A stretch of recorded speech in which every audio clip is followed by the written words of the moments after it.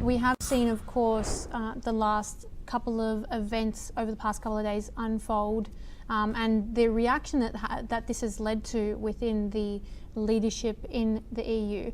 Now, from a policy perspective, is there anything the EU can do to perhaps reduce some of those push factors that are leading to the migration of people out of some of those countries when the pull factors are so strong in terms of employment prospects in the EU? Regardless of humanitarian reasons, some of these migrants have cited that they were looking for better employment opportunities in parts of the EU.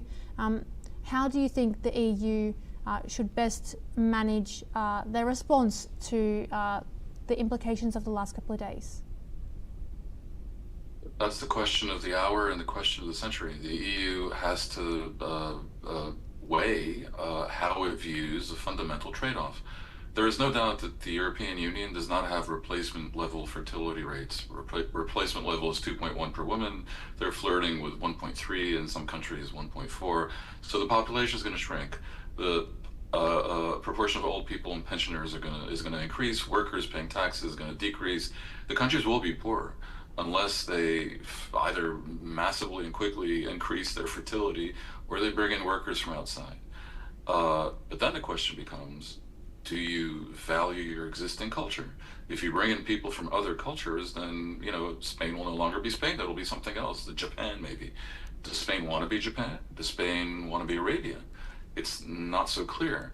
Now, the far left in all these countries will say that borders are fundamentally wrong and they're archaic relics of nationalism, and that the idea of preserving your culture is inherently racist. They confuse race for ideas, because the immigration all over Europe comes largely from Muslim countries, where demonstratively, indisputably, basic attitudes towards gays, towards women, towards religion and the centrality of religion, towards liberal values is clearly different, and sometimes dramatically and violently at odds with the liberal democratic values that prevail in Europe, that stem back to the Renaissance and hail from Enlightenment values.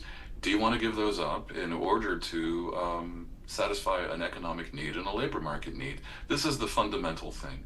And that really is a choice. Now, when the Americans associated with the MAGA movement, President Trump and J.D. Vance, start accusing Europe of being willing to give up their own civilization, they're a little bit behind the times, and they're not so fair, because whereas Europe really did have something close to extremely liberal, not open borders, but very liberal attitudes towards letting in immigrants from the developing world 10 years ago, maybe 15 years ago, they no longer do.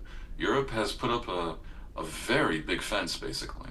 The issue of Spain is interesting, because Spain has the only land border with mainland Africa and Ceuta and Melilla, these enclaves that occasionally face so-called invasion by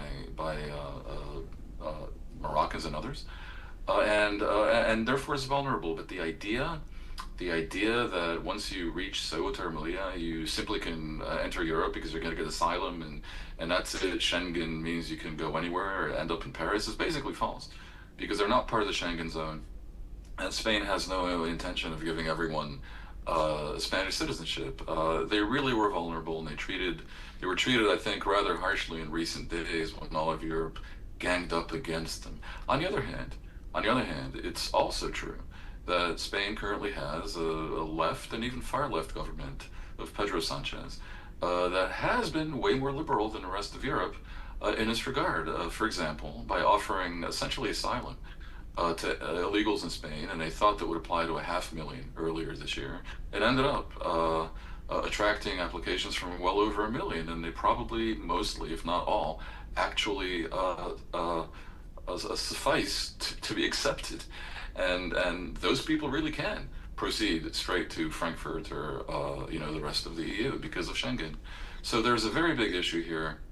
Spain is a bit of an outlier in this regard, not because of Ceuta, where most of the people who breached the border have been returned, and there was never a real danger that they end up in mainland Spain, but in general, because of the fact that the Sanchez government, I think, is inclined, when it comes to the trade-off I mentioned before, to break on the side of the labor market need, and it's no big deal, and diversity is always good. And I do not think that this applies across the board in terms of public opinion in Europe. And if Europe actually does follow that lead, I'm pretty sure the result is going to be far right movements coming to power in Germany, France, and also Britain, even though Britain's no longer part of the EU.